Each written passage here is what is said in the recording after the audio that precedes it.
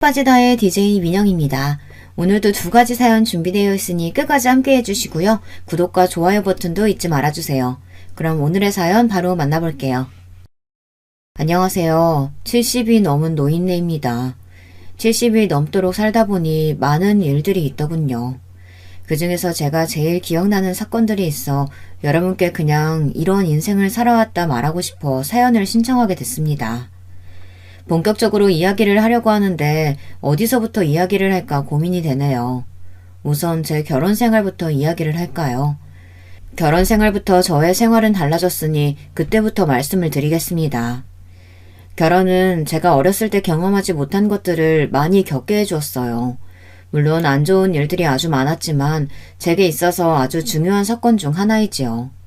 다시 한번 삶이 주어진다고 해도 결혼을 선택할 만큼 결혼은 제 인생에 있어 아주 중요한 사건입니다. 빛 한 줄기 없던 제 삶에 희망이라는 걸 봤기 때문이죠. 어린 시절 아버지에게 얻어터지고 어머니에게 구박을 받는 게 당연하게 여겨질 정도로 저는 불행한 가정에서 태어났습니다. 빛이라고는 보이지 않는 삶을 살았어요. 그러다 제게 사랑이라는 감정을 알려준 남자가 있었고 저는 그 남자의 아이를 갖게 되었답니다.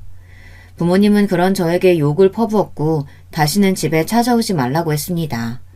그날이 제 인생에 있어 욕을 가장 많이 들은 날일지도 모르겠습니다. 그래도 저는 행복했습니다. 이 집구석에서 벗어나 사랑하는 사람과 살 수 있는 게 얼마나 행복한 일입니까?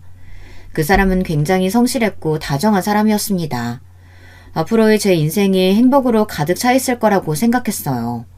아무도 축복을 하지 않았지만 저희는 아이와 함께 행복하게 지낼 수 있겠다는 확신이 있었습니다. 하지만 그 확신은 바로 깨져버리고 말았죠. 그 사람이 얼마 지나지 않아 죽고 말았기 때문입니다. 저는 그 사람이 잘 버티고 있었다고 생각했어요. 그런데 지금 생각해보면 그 당시에 저도 불안해서 그 사람이 잘 버티고 있어야만 한다고 생각을 했나 봅니다.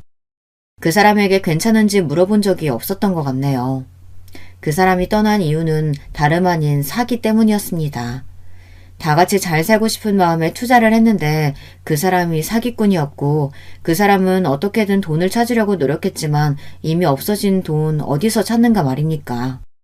결국 찾지 못하고 그 사람은 유서 한 장만 남겨두고 세상을 떠났습니다. 정말 절망적이었어요. 겨우 밝혀둔 불이 꺼지고 말았죠. 그땐 저도 어렸고 딸도 어린 나이고 어떻게 해야 할지 몰랐습니다. 저는 살기 위해 발버둥을 쳤습니다. 심지어는 밤일도 해봤죠. 그러다가 이건 도저히 아닌 것 같다는 생각에 다시 친정집으로 가서 무릎을 꿇고 싹싹 빌었습니다. 한 번만 봐달라고 용서를 구했어요. 그때는 정말 누구에게 말할 수 없을 정도로 서러웠습니다. 하지만 후회는 하지 않았어요. 딸이 있었기 때문에 어떻게든 살아보겠다고 발버둥을 쳤습니다. 사랑하는 사람을 잃은 건 정말 큰 슬픔이지만 딸과 함께 죽을 수는 없었습니다. 혼자였다면 저도 그 사람을 따라갔을 거예요. 그만큼 절망적이었거든요. 하지만 제겐 딸이 있으니 그럴 수 없었죠. 제가 빛 한 줄기 없던 삶에 희망이라는 걸 봤다고 했었잖아요. 그 희망이 바로 딸이었습니다. 딸은 제게 그 누구보다도 더 소중한 존재가 되었기 때문입니다. 딸이 있어서 제 삶이 시작되었고 딸이 있어서 돈을 벌게 되었으니까요. 다행히 한동안 친정집에서 지낼 수 있었습니다. 이상하게도 부모님은 더는 제게 면박을 주지 않으시더라고요. 심지어 딸도 예뻐해줬습니다. 당연한 일이지만 제게는 당연하지 않았어요. 늘 욕이나 하던 사람이 갑자기 잘해준다고 생각해보세요. 이 사람이 뭘 잘못 먹었나 무슨 일을 벌였나 생각이 들지 않겠습니까? 그래서 저는 의심을 할 수밖에 없었습니다. 그런데 역시 부모님이 저와 딸에게 잘해주는 이유가 다 있었습니다. 저를 다른 곳에 팔았기 때문에 제게 잘해준 것이었습니다. 그렇게 저는 두 번째 결혼 생활을 하게 되었죠. 처음에 저는 애딸린 아줌마와 누가 결혼을 하나 했는데 몸이 불편하고 나이가 꽉 찬 남자였습니다. 계속 어린 여자만 고집해 결혼 때를 놓쳤다고 했어요.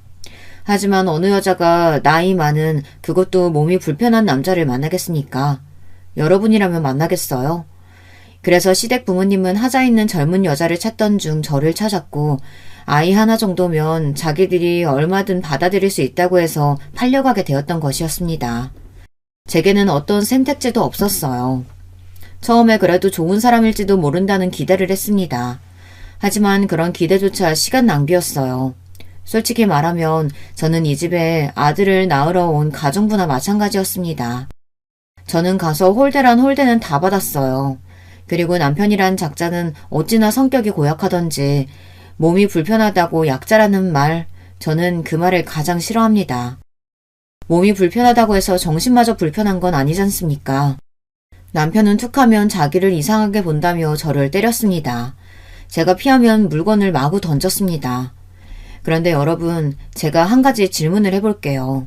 물건을 던지거나 누군가를 때렸다면 그건 누구의 잘못일까요? 질문이 너무 쉬운가요?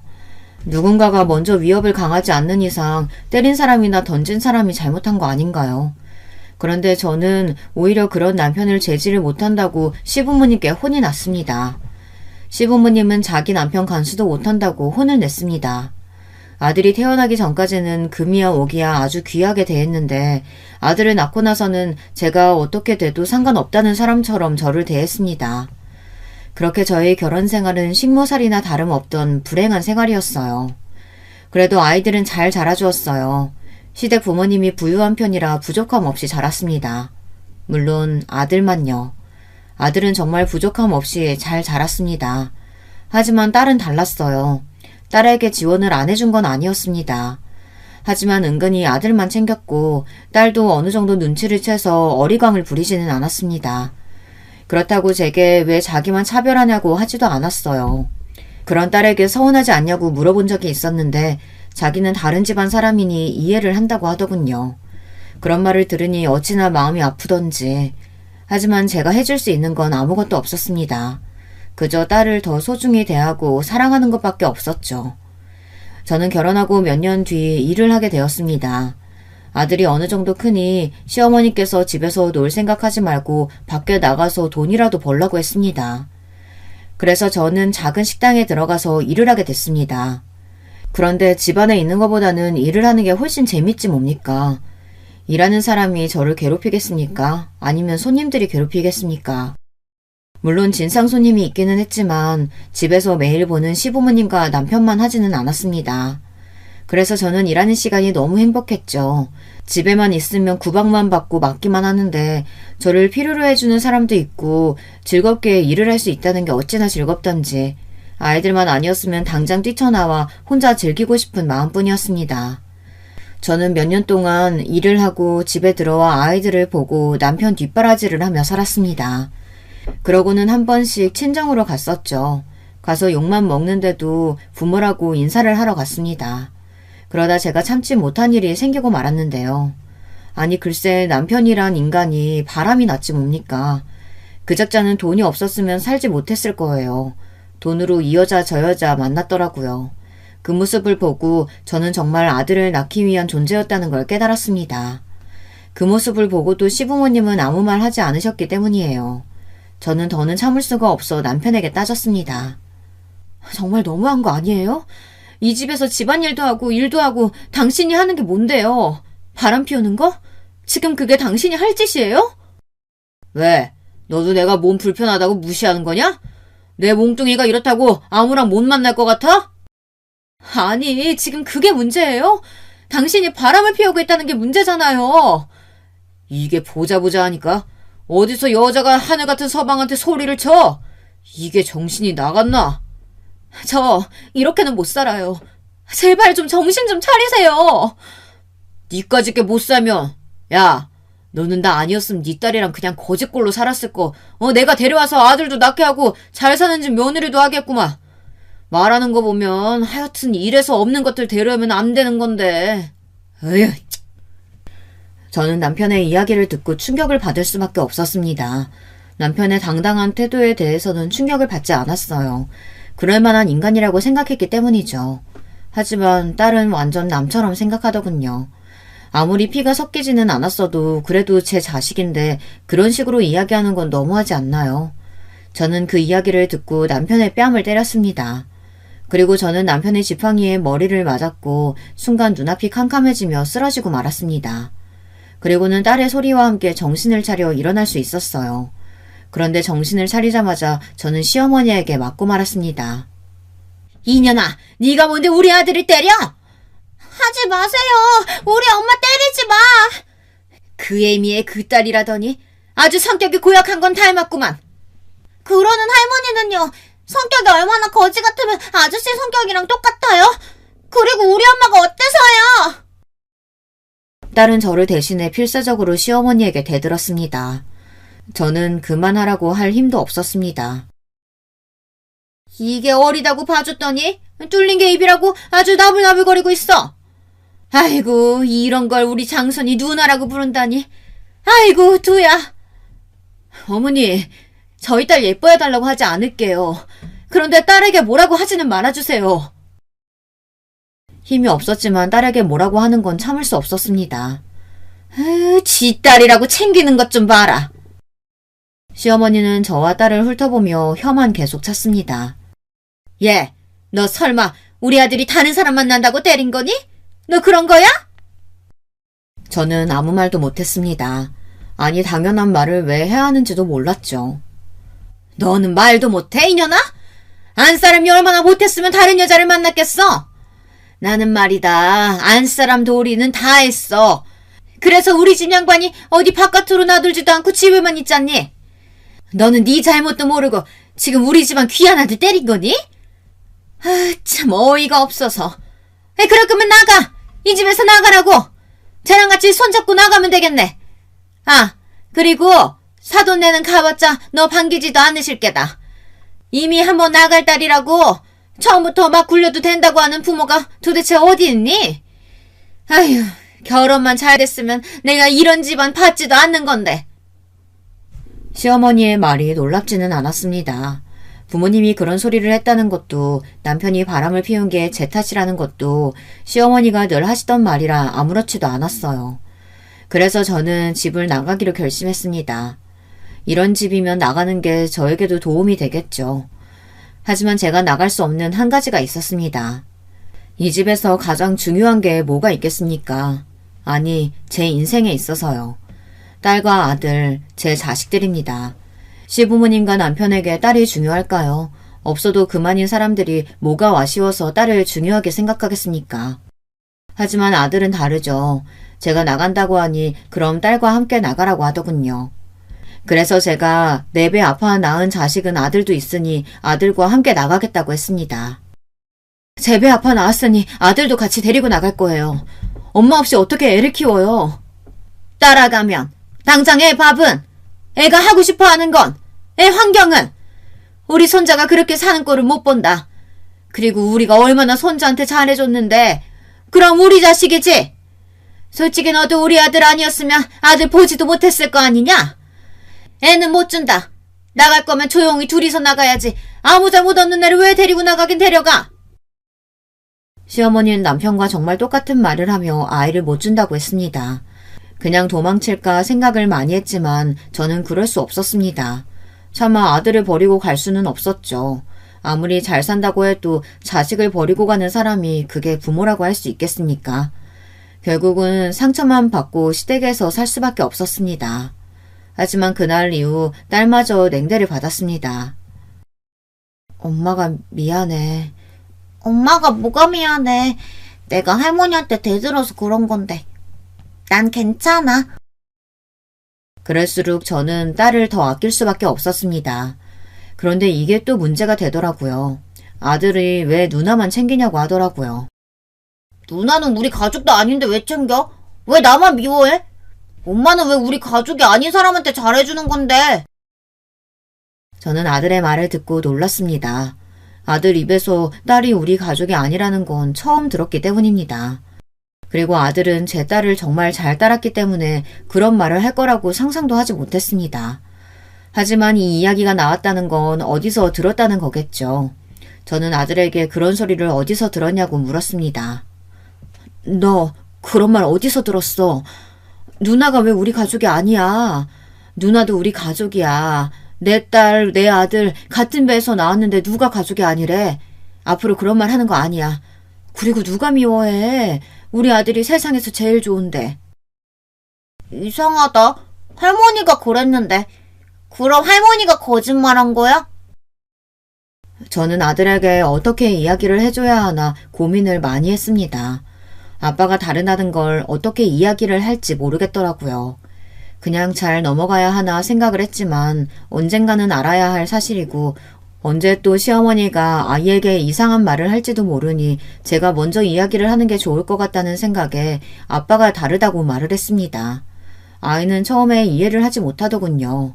그리고 제가 다른 사람과 결혼을 했었다는 게 충격이었는지 갑자기 너무한다면서 도망을 가기 시작했습니다. 엄마 너무해. 어떻게 다른 사람을 만날 수가 있어? 그럼 나중에 그 사람 따라서 갈 거야? 그래서 나를 그렇게 미워한 거야? 아이가 어찌나 빨리 뛰던지 집 밖으로 뛰쳐나가는 아이를 잡기 위해 저도 힘껏 뛰었습니다. 그런데 제가 그 나이에 힘껏 뛸 일이 뭐가 있겠습니까? 그 어린아이의 체력을 따라갈 수 있겠어요? 당연히 못 따라갔죠. 저는 열심히 아이를 따라갔지만 따라잡을 수 없었습니다. 결국 그날 일도 못하고 집에 들어가지도 못하고 딸과 함께 아들을 찾을 수밖에 없었습니다. 혹시 여러분 중에서도 그런 경험을 한 분이 계실까요? 있으시다면 그때의 기분 기억하시나요? 그때 저는 앞이 노래지면서 아무 생각도 할 수가 없었습니다. 아이가 어떻게 된 게 아닌가, 사고가 났나, 납치라도 당하면 어쩌나 많은 생각이 들며 머릿속에 아무것도 들어오지 않더군요. 손이 떨리며 눈물이 왈칵 쏟아졌습니다. 그런데 그때 딸이 아들을 찾았다고 소리를 쳤습니다. 엄마, 여기! 저는 바로 달려가 아들을 안았습니다. 아들은 갈 곳 없이 그 자리에서 계속 앉아 있었겠지만 저는 아이가 살아있다는 것에 감사해 아이를 안고 펑펑 울었죠. 그런데 아들이 갑자기 저를 안고 사과를 하더군요. 잘못했어요. 그날 저는 아들과 딸과 제가 일하는 식당에 가서 셋이서 같이 밥을 먹었습니다. 그러면서 사실을 다 이야기했죠. 어린 나이에 이야기를 해도 될까 싶었지만 저는 솔직하게 말하고 싶었어요. 딸은 이미 알고 있는 사실이라 무덤덤했지만 아들은 받아들이기 위해 노력을 하는 것 같았습니다. 그리고 아들에게 절대 미워하는 게 아니라고 이야기를 해줬어요. 아들에게는 그게 가장 중요해 보였으니까요. 그래서 그런 걱정은 하지 말라고 이야기를 해줬습니다. 그 말을 하니 그제서야 아들은 편히 저희를 보더군요. 그리고는 아들은 자기를 사랑하기만 하면 된다고 이야기를 했습니다. 그럼 누나랑 나는 아빠가 다른 거잖아. 그래서 할머니가 우리 누나 보고 우리 가족 아니라고 이야기한 거야? 근데 누나랑 나랑 엄마는 같잖아. 그럼 가족 아니야? 야, 가족 맞지. 너랑 나는 엄마가 같은데 어떻게 가족이 아니냐?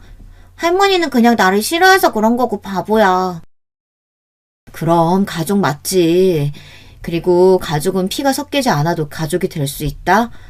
특별한 가족이지. 우리도 특별한 가족 중 하나고. 그런데 특별하니까 남들 앞에서는 말하고 다니지 않는 게 좋아. 괜히 혼자 특별하면 다른 사람들이 질투해서 뭐라고 할 수도 있으니까. 서로 이야기하지 않고 넘어가는 거지. 어떻게 아들에게 잘 이야기를 할까 고민을 많이 했는데 이 사건 덕분에 잘 마무리할 수 있었습니다. 그리고 딸이 시원하게 이야기를 해서 그런가 아들도 점점 제 딸을 닮아가기 시작하더군요. 아들이 커가면서 시어머니에게 한 소리를 하기 시작했습니다. 처음에는 무슨 소리를 했길래 애가 이러나 했는데 아들이 계속 잔소리를 하기 시작하니 두 팔을 다 들며 딸과 저에게도 구박을 하지 않겠다고 아들에게 약속을 했습니다. 하지만 차별이 없다고 하면 거짓말이죠. 당연히 딸에게는 차별을 했고 저는 그런 딸에게 너무 미안했습니다.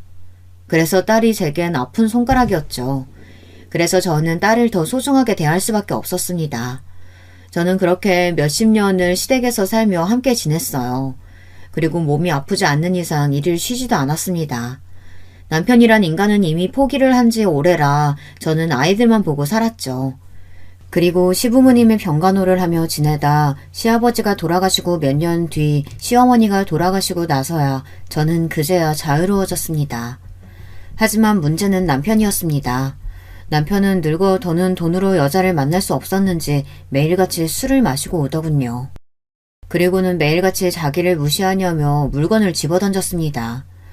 그런 모습을 본 아들과 딸은 먼저 이혼 생각은 없냐고 물어봤습니다.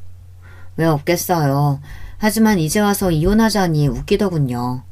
뭐 남편이 나이가 더 들어 병시중을 들여야 할 생각을 하면 끔찍하기는 하지만 이게 제 팔자라 생각하고 받아들이기로 해서 그런가 별로 이혼을 해야겠다는 생각이 들지는 않았습니다. 그런데 그런 걱정은 하지 않아도 됐습니다. 그렇게 좋아하는 술로 결국 죽고 말았으니 말입니다. 술을 마시고 도로에 뛰어들어 결국 저 세상으로 갔으니 제가 병시중을 들지 않아도 됐죠. 남편이란 사람이 죽었는데도 눈물이 나오지 않았습니다. 물론 마음이 좋지는 않았어요. 하지만 언젠가는 술 때문에 사고가 날 거라고 생각을 했었기 때문인지 생각보다 슬프지는 않았습니다. 이렇게 이야기를 해도 될지 모르겠지만 마음이 후련해진 것도 있었습니다. 아이들도 아버지가 돌아가셨다고 슬퍼하지 않는 모습을 보니 남편이란 인간이 얼마나 인생을 못 살았나 싶었죠. 그렇게 남편을 보내고 이제는 자식들만 보낼 날만 남았습니다. 자식들을 보내고 홀로 지낼 생각을 하니 헛헛하더군요. 하지만 딸과 아들도 새로운 가족을 찾아야 하지 않겠습니까? 저는 딸과 아들을 보내고 혼자 시골에 내려가 살 생각이었습니다. 그 결심을 한 지 얼마 되지 않아 자식들은 서로 짝을 찾아 제 곁을 떠나갔습니다. 저는 자식들을 보내고 시골로 내려가 자그마한 가게를 내서 조용히 살았습니다. 시골에 살고 있어서인지 아이들이 자주 찾아오지는 않았지만 아이들은 주말에 한 번씩은 오려고 했어요. 자주 오지 말라고 이야기했지만 제 말은 듣지 않더라고요. 그래도 자식들이 계속 찾아와 주니 기분은 좋더군요. 그런데 계속 찾아와서 그런가 며느리는 어느 순간부터 오지 않더니 제게 더는 못 가겠다고 통보를 하더군요. 요즘 며느리들은 당돌하게 이야기를 한다는데 직접 당해보니 웃음이 나왔습니다. 하지만 며느리와 싸워봤자 뭐합니까? 안 그런가요? 또 제가 시어머니에게 된통 당해서 그런가 저도 그런 시어머니가 되고 싶지는 않더라고요. 물론 며느리가 놀고 먹기만 한다면 뭐라고 했겠지만 며느리가 쉬는 것도 아니고 일하고 모처럼 주말에 쉬는데 시댁에 와서 앉아있으니 얼마나 싫겠습니까? 아무리 잘해준다고 해도 시댁은 시댁 아닙니까? 얼마나 불편한지 제가 더 잘 알기 때문에 이해하고 넘어갔습니다. 아들은 미안하다며 자기가 한 소리 하겠다는 거 며느리에게 뭐라고 하지 말라고 했습니다. 괜히 그런 이야기를 해봤자 둘 사이에 좋은 거 하나 없다고 그러지 말고 같이 있어주라고 이야기했었죠. 그런 말을 했다고 며느리를 미워하거나 싫어하지는 않았습니다. 그런데 사람이란 게 그렇잖아요. 자기를 챙겨주는 사람을 보면 아무것도 안 하는 사람보다 마음이 더 가는 건 어쩔 수 없지 않나요? 며느리와 다르게 사위는 제게 싹싹하게 예쁜 행동만 골라서 했습니다. 몸은 불편한 데가 없는지 집 수리할 곳은 없는지 매번 물어봤고 아들보다 더 친아들처럼 행동을 했습니다. 그러니 제가 예뻐할 수밖에 없었죠. 그래서 딸내에 조금 마음이 더 갈 수밖에 없었습니다. 그리고 어느 하루는 제가 팔을 다쳐 제대로 움직일 수 없을 때 사위가 먼저 제게 딸내에서 지내는 게 어떻겠냐고 제안을 했고 딸 집에 가서 몇 달을 신세지게 되었어요. 장모와 같이 산다는 게 쉽지 않은 일이라는 걸 잘 아는데도 불편한 기색 없이 편하게 대해주는 모습이 참 고마웠습니다. 그리고 딸아이에게도 잘 대해주니 얼마나 예쁘겠어요. 저는 점점 사위에게 마음이 갔습니다. 그런데 믿는 도끼에 발등 찍힌다고 저는 사위에게 발등이 찍히고 말았습니다. 이른이 넘어가면서 점점 몸이 좋지 않은 게 느껴지더군요. 그렇다고 몸이 아주 안 좋은 건 아니었습니다. 귀가 조금 들리지 않고 예전보다는 숨이 가빠지고 전보다는 자주 아프기는 했지만 제 나이에 비해서는 꽤 건강한 편이라 생각하며 살았습니다. 혼자서도 그럭저럭 잘 살아왔고 조용히 장사를 하며 지내왔었죠. 하지만 자식들은 걱정이었나 봅니다. 제 걱정을 어찌나 하던지 저는 제 걱정하지 말고 일이나 열심히 하라고 했습니다. 그러던 중 딸내에 안 좋은 소식이 생기고 말았습니다. 사위네 회사가 부도가 나서 실직을 하고 말았다는 겁니다. 다행히 딸이 직장을 다니고 있었지만 아이가 셋인 집에서는 딸 혼자 벌이로 어떻게 산답니까? 딸은 처음으로 제게 부탁을 했습니다. 엄마, 혹시 돈 좀 빌려줄 수 있어? 그 말과 함께 처음으로 딸내 사정을 듣게 되었습니다. 보니 바로 이야기한 것도 아닌 것 같았어요. 몇 달이 지나고 나서야 이야기를 한 것 같았죠. 자기네들도 어떻게든 버텨본다고 버티다가 제게 이야기를 한 것 같았습니다. 사부인은 딸이 결혼하고 얼마 있지 않아 돌아가셔서 부탁할 사람이 없었던 겁니다. 그래서 제게 부탁을 한 것이었죠. 자식이 어렵다는데 안 도와줄 부모가 있겠습니까? 저는 남은 전 재산을 딸에게 주겠다고 했습니다. 딸은 이렇게까지는 필요 없다며 거절을 하더군요. 부모로서 해준 것도 없잖니. 내가 너에게 미안한 것도 많고 네가 어렸을 때 그렇게 잘한 것도 나 때문인 것 같아서 마음에 걸리는 것도 많아.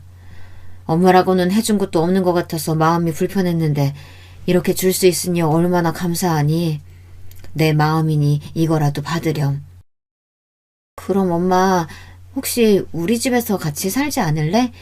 나도 그게 마음이 편할 것 같고 애들 아빠도 수락할 거야. 엄마 가게랑 집 다 정리하고 우리 집으로 와요. 엄마 몸도 불편하잖아. 한번 생각해봐. 알겠지? 딸의 제안에 저는 생각을 해봤습니다. 저와 같이 살면 행복할 것 같았어요. 하지만 아무리 딸 집이라고 해도 제 집이 아니니 괜히 불편할 것 같아 고민이 많이 되었습니다. 한참을 고민을 하는데 사위에게 전화가 오더라고요.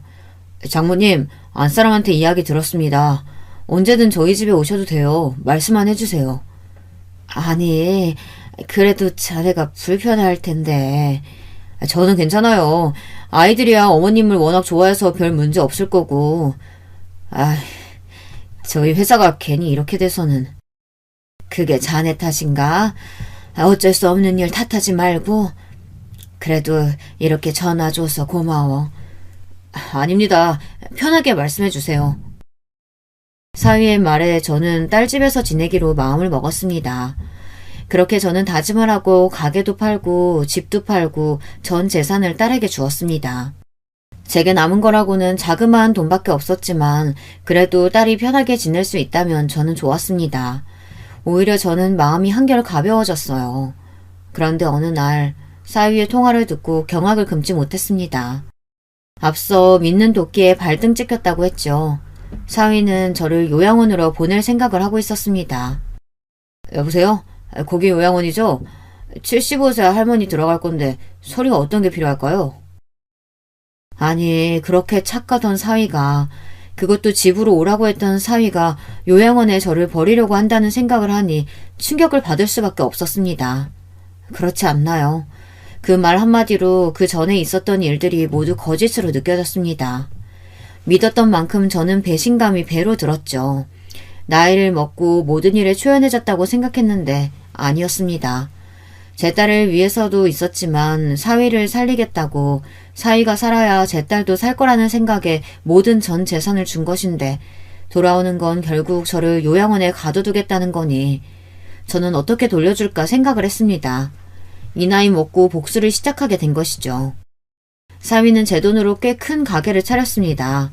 매달 일을 시작하다 체면이 살지 않았는지 가게를 차렸더군요.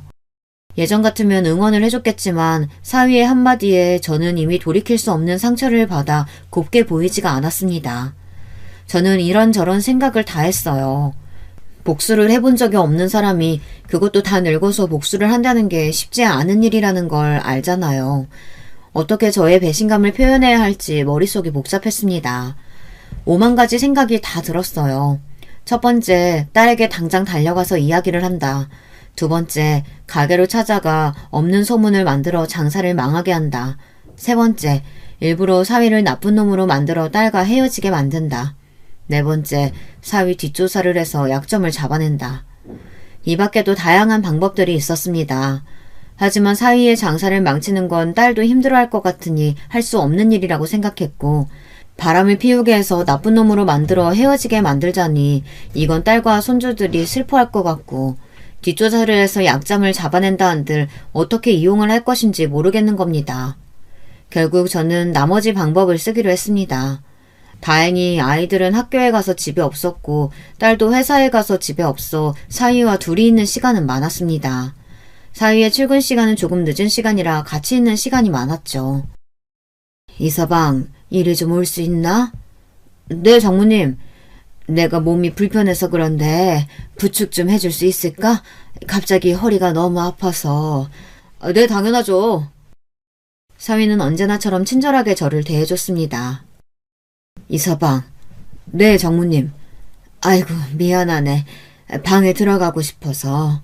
괜찮지? 아유, 그럼요. 고마워. 우리 이서방밖에 없어.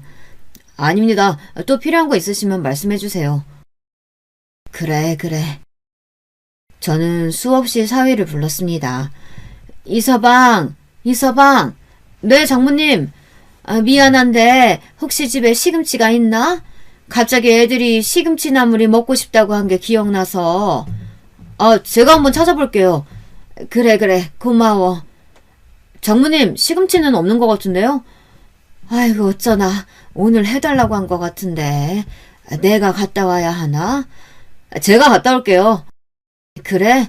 자네가 갔다 오면 나야 고맙지. 그럼 조심히 다녀오고.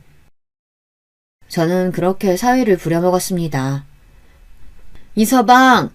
네, 장모님. 사위는 조금 지쳐가는 게 보이기 시작했습니다. 시금치 간이 맞는지 좀 봐줄 수 있나? 네, 물론이죠. 일부러 소금을 팍팍 넣어서 시금치는 매우 짠 상태였습니다. 장모님, 이거 좀... 왜, 입에 안 맞아? 저는 일부러 간을 별로 하지 않는 시금치를 먹었습니다. 이상하네. 괜찮은데? 내 입맛이 이상한가? 그리고는 다시 엄청 짠 시금치를 사위 입에 넣어줬습니다. 사위는 그제야 너무 짜다고 이야기했고 다시 간이 맞는 시금치를 주니 그제야 간이 맞다고 했습니다. 이렇게 저는 사소한 걸로 사위를 괴롭혔습니다. 그런데 그거 아시죠? 사소한 게 결국 터지게 되면 걷잡을 수 없이 스트레스를 받는 거. 저는 사위가 저로 인해 힘들어지길 원했습니다. 그래서 매번 혼자 있을 때 사위에게 시켰고 매번 조금씩 사고를 쳤습니다. 그럴 때마다 사위의 표정은 점점 어두워지고 있었죠. 저는 느낄 수 있었습니다. 사위가 점점 힘들어하고 있다는 걸요. 하지만 단 한 번도 제게 짜증을 낸 적이 없었습니다. 그것도 참 대단하지 않나요? 짜증 낼 법도 한데 짜증 내지 않고 제 요구를 들어주니 대단하다고 생각을 했습니다. 하지만 그 발언이 너무 괘씸해서 참아줄 수는 없었어요. 그래서 계속 사위를 못살게 굴었습니다. 집안에서도 괴롭혔지만 밖에서도 괴롭히기 시작했답니다. 친구들과 함께 사위 식당에 가서 밥을 먹고 계산을 하지 않고 나왔죠. 당연히 사위라면 돈을 받지 않을 거라고 생각했고 아니나 다를까 장모님이 왜 계산을 하냐며 말리더군요. 그 이후로도 저는 종종 친구들을 데리고 사위 식당으로 갔습니다. 물론 계산을 하지 않고요. 시간이 지나면 지날수록 사위의 표정은 좋지 못했습니다. 그리고 중간중간 제가 이것저것 막 시키기까지 했고요. 사위는 더는 참기 힘들었나 봅니다. 결국 터질 대로 터진 모양입니다. 결국 사위가 딸에게 불만을 말하는 걸 들을 수 있었습니다. 여보, 장모님 너무 하시는 거 아니야? 그게 무슨 말이야? 아니, 요즘 따라 계속 나를 심부름꾼으로 쓰질 않나. 아니, 뭐 그건 그렇다 쳐. 그런데 계속 친구 데려와서는 우리 가게에서 밥 먹고 가잖아. 근데? 그게 문제가 돼? 아니, 장모님한테 돈 받기 애매해서 계산 안 해도 된다고 하니까 그 뒤로 계속 친구를 데려오시잖아. 그래서? 계산을 안 하는데 계속 오신다니까? 그럼 돈 달라고 해. 그리고 너는 엄마가 그렇게 도와줬는데 그거 하나 못해줘? 아니, 그게 나도 계속 그러니까 부담스럽다고. 그럼 말해. 돈 달라고.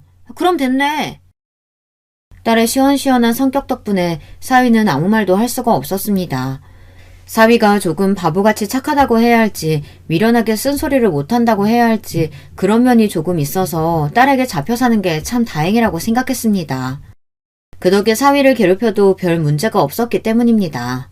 그날 이후로 저는 더 열심히 괴롭혔어요. 조금 유치할 수도 있지만 사위를 골탕 먹이기엔 이것이 제일 직방이었으니까요. 그리고 그날 이후로는 식당에 가서 돈을 내고 먹었습니다. 물론 가끔 그냥 얻어먹고 갈 때도 있었지만 대부분은 돈을 냈습니다. 그러니 아무 말도 못하더군요. 딸과의 다툼 이후부터는 조금 다른 방법으로 갔어요. 딸에게 제가 먼저 요양원 이야기를 했습니다. 어떤 자식들은 자기들 힘들다고 요양원에 보내던데 저를 보낼 생각을 하고 있다면 꿈도 꾸지 말라고 이야기를 했습니다. 그런데 사위의 표정은 참 한결같더군요. 자기는 그런 생각을 한 적도 없다는 식으로 이야기하는데 얼마나 속이 뒤틀리던지. 딸은 그런 말 말라고 절대 그럴 일 없을 거라고 이야기를 했습니다. 저는 그때 네 옆에 있는 놈이 나를 요양원으로 보내려고 한다는 걸 말하고 싶었어요. 하지만 아직 그런 때는 아니라고 생각을 했죠. 만약에 엄마 치매가 오면 그때도 안 보낼 거야? 내가 아무것도 못 가리면? 엄마, 그건 당연히 내가 해야지. 아니면 내가 엄마를 왜 모셔왔겠어. 이서방이 힘들잖아. 엄마, 이 사람이 뭐가 힘들다고. 내가 다 할 건데. 그리고 엄마가 그렇게 다 내어줬는데 그거 안에 못 해줄까봐? 이 사람 그런 사람 아닌 거 알잖아. 그렇지 여보? 딸은 사위를 정말 많이 믿는 눈치였습니다. 하지만 그러면 그럴수록 사위의 표정은 좋아지지 않았습니다. 그리고 저는 본격적으로 사위를 못살게 굴기 시작했습니다. 사위에게는 심부름을 시켰고 맞게 가져온 걸 내가 언제 이걸 시켰냐며 시치미를 떼었습니다. 사위는 정말 억울해하더군요. 하지만 저는 계속 화를 냈습니다. 그게 반복되고 나니 사위도 참지 못했나 봅니다. 몇 달이 지나고서야 제게 화를 낸 겁니다. 장모님, 정말 너무하시는 거 아닙니까? 내가 뭘? 아니 매번 장모님이 사오라는 거 사왔는데 아니라고 하시고 제가 그래서 메모하고 몇 번 확인하고 가도 그럴 일 없다면서 화를 내고 우기시고 장모님 혹시 치매 오신 거 아니세요? 치매? 자네 미쳤어? 치매라고? 왜? 치매 오면 뭐? 요양원에 보내게? 아니 무슨 그런 말을 들었잖아요. 요양원 안 보낸다고. 내가 자네 속셈 알아. 누굴 속이나 귀신을 속이지. 저는 사위의 말에 아무것도 대답하지 않고 계속 나를 요양원에 보내려고 하는 거 아니냐고 이야기를 했습니다. 사위는 저와 더는 말이 안 통할 것 같았는지 대화를 끝내더군요. 그날 이후 저는 치매 검사를 하러 갔습니다. 하지만 치매일 리가 없죠. 사위는 계속 답답하다며 제게 이야기를 했습니다. 그리고 화를 낸 이후로는 참지도 않더군요. 그 모습을 보고 딸이 또 뭐라고 했습니다. 당신 요즘 엄마한테 너무 막 하는 거 아니야? 나도 참을 만큼 참았어. 정말 너무 하시는 거 아니냐고. 나도 힘들어. 당신도 이제 일 그만두고 어머님 봐봐. 얼마나 힘드나. 매일 시키면서 그거 아니라고 하고 화내고. 아니 가끔은 물건까지 던진다니까? 내가? 내가 물건을 언제 던졌어? 장모님. 또 왜 매번 저를 이상한 사람으로 만들어요? 저 그럼 할 말 없어요. 장모님 도대체 저한테 왜 그러세요? 사위가 정말 답답했나 봅니다. 딸 앞에서는 한 번도 제게 큰 소리로 화를 낸 적이 없었는데 화를 내니 말입니다. 당신 일부러 그러는 거 아니지? 엄마 돌보는 거 그렇게 힘들어? 그래서 일부러 그러는 거야? 치매 검사도 받을 때 아무 이상 없었잖아. 당신 요즘 많이 피곤한 건 아니지?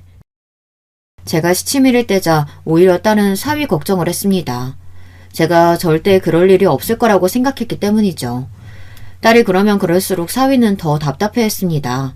그럴수록 저는 점점 속이 시원해지기 시작했습니다. 제가 유일하게 할 수 있는 방법이 통하고 있다는 생각에 재미도 있었어요. 다 늙어서 이게 무슨 일인가 싶기도 했지만요. 그런데 결국 터질 게 터지고 말았습니다. 저의 행동에 사위는 참지 못하고 딸에게 이렇게는 못 살겠다며 집을 나가고 말았습니다. 제가 조금 심하게 하기는 했지만 못 버티고 나가버릴 줄은 몰랐습니다. 그때서야 딸은 심각성을 느꼈는지 제게 묻더군요.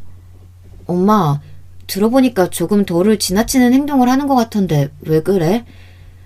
아니, 난 솔직히 잘 모르겠어. 누구 말을 믿어야 할지. 그런데 우리 남편도 힘들어하는 걸 보면 거짓말은 아닌 것 같아서 물어봐요. 내가 왜? 뭘 했다니? 이서방 참 웃기다. 아니, 남편 말로는 점점 말도 격해지고 마음에 안 들면 짜증도 내고 가끔은 이서방 때린다며. 이서방이 그러더라. 장모님이 일부러 그러는 거 아니냐고. 내가 일부러 왜 그런 짓을 해? 엄마, 솔직하게 이야기해. 내가 볼 때는 엄마 치매 아닌 것 같거든. 그런데 묘하게 이서방한테만 그러는 거 알아? 딸은 눈치를 채고 제게 물었습니다. 결국 저는 모든 사실을 말할 수밖에 없었죠. 그러자 딸이 충격을 받은 눈치였습니다.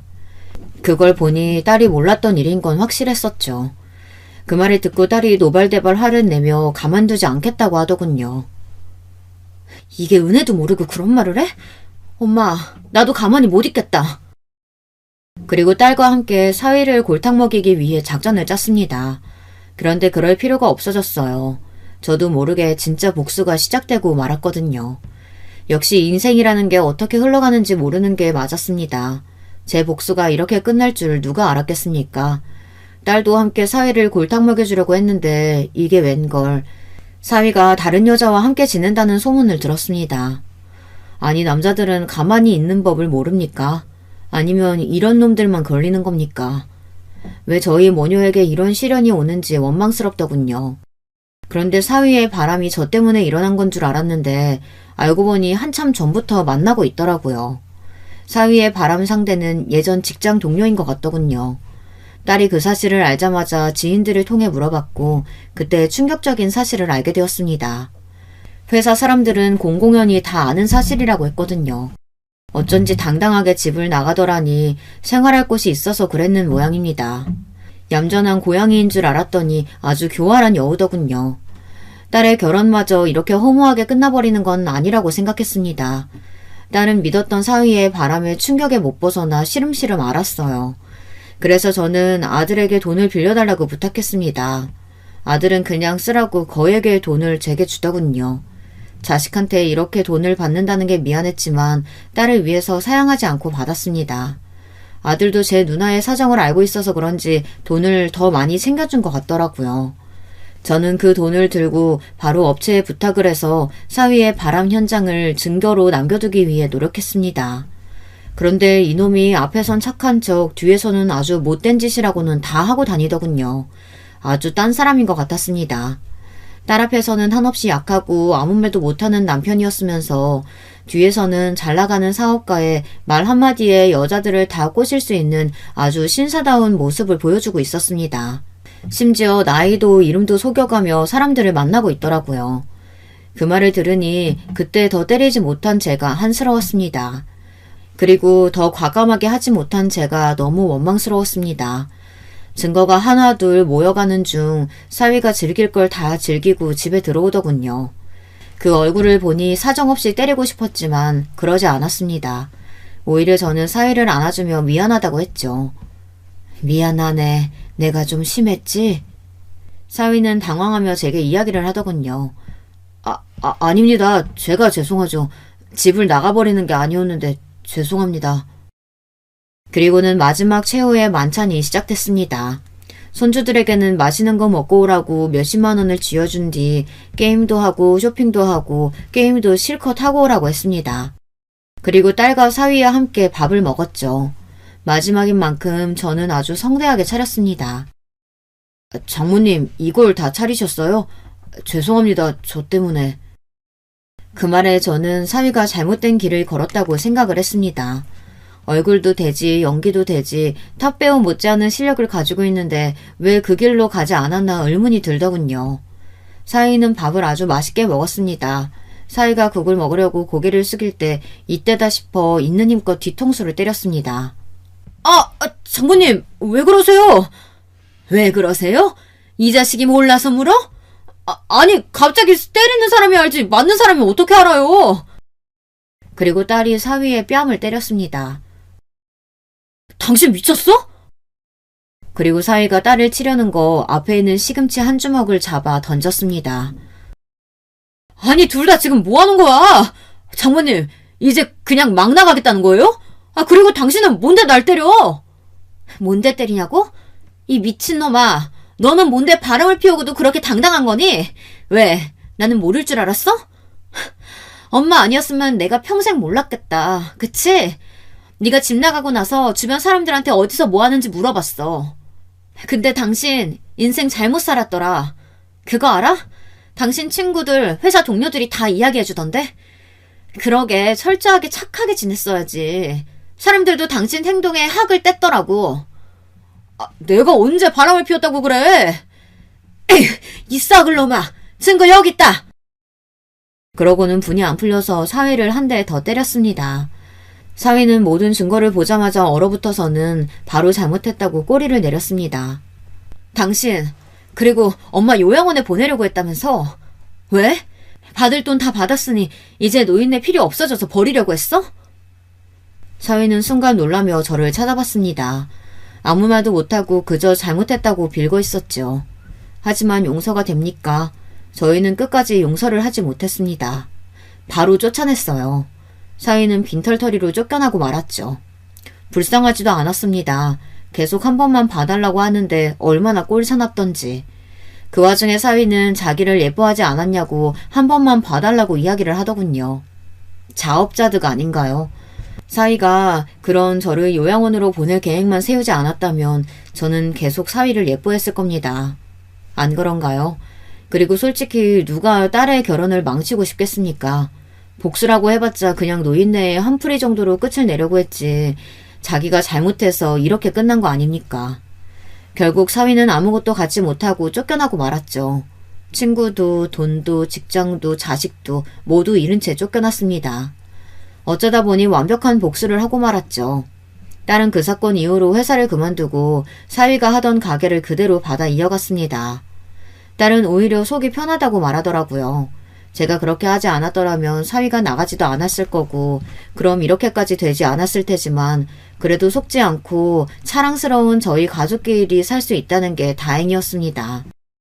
어쨌든 사위 덕에 사랑하는 딸과 손주와 살고 있으니 그거 하나는 고맙다고 말하고 싶네요.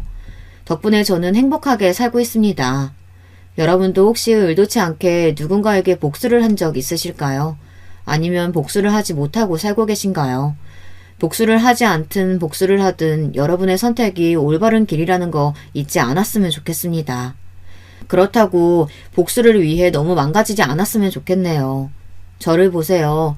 시부모님은 나이 들어 죽고 남편이란 작자도 사고 나서 죽고 제가 모든 재산을 받았고 결국 제가 제일 편안하게 살고 있지 않습니까? 그리고 사위도 보세요. 제가 불을 켜고 아등바등 복수를 하려고 했다면 사위는 일찍 알아차리고 이렇게까지 나락으로 떨어지지 않았을 겁니다. 분명 잘못 살고 있는 사람들은 결국 벌을 받게 되어 있는 것 같습니다. 죽어서라도 받을 거라고 생각해요. 물론 제가 편히 살 수 있기 때문에 이런 소리도 하는 거겠죠. 그럼 이 늙은이 더는 헛소리 하지 않고 그만 이야기를 끝내도록 하겠습니다. 이 긴 이야기 들어주셔서 정말 감사합니다. 여러분, 두 번째 사연 시작하기 전에 좋아요, 구독 꼭 눌러주실 거죠? 그럼 두 번째 사연 바로 시작합니다. 저는 우리나라의 40대 평범한 가장이었습니다. 어릴 적부터 평생을 성실히 살아오신 부모님을 보고 자라 사소한 방황 한 번 하지 않고 무탈하게 자라왔다고 자부할 수 있었죠. 매일 새벽 4시면 칼같이 일어나셔서 신문 보급소 문을 여시고 신문 배달까지 하시던 부모님과 바쁜 부모님을 돕기 위해 어릴 적부터 저를 위해 아침을 차려주던 누나까지 가족 모두가 한 팀처럼 움직였으니 저 또한 성실하게 생활하며 부모님을 도울 수 있는 일이라면 뭐든지 해야 한다고 생각했죠. 물론 성실한 부모님이라고 해서 제게도 다 좋기만 한 것은 아니었습니다. 항상 당신들께서 평생을 쉬지 않고 일을 하시는 이유는 저와 누나 때문이라고 매일같이 말씀하셨으니까요. 거기다 두 분 모두 새벽부터 일을 하시면서도 저희를 챙기는 일은 물론이고 할아버지, 할머니까지 모시고 사셨습니다. 제가 고등학교 다닐 무렵 할아버지의 건강이 갑자기 안 좋아지셔서 아버지께서 할아버지를 돌봐야 할 일이 많아지기 시작했습니다. 그래서 아버지께서 하시던 신문 배달을 제가 하겠다고 자진했죠. 학생이 공부를 해야지.